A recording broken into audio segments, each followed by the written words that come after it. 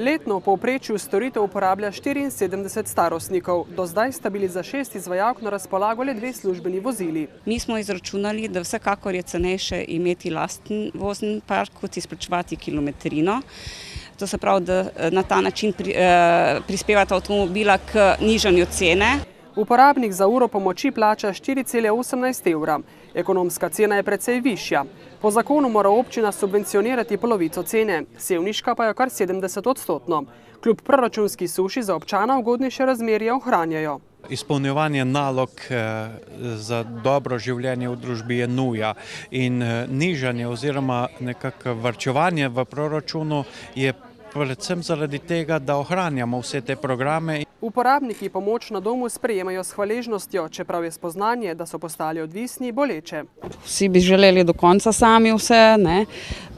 Ampak načeloma potem, ko nas enkrat spoznajo, ko se nas navadijo, mislim, da se še ni zgodilo, da bi kdo rekel, da moramo iti, ponovadi ostanemo, ne? Nacionalna resolucija predvideva, da bi s pomočjo na domu oskrbeli 3% starostnikov. Sevniški center je to že skoraj dosegel.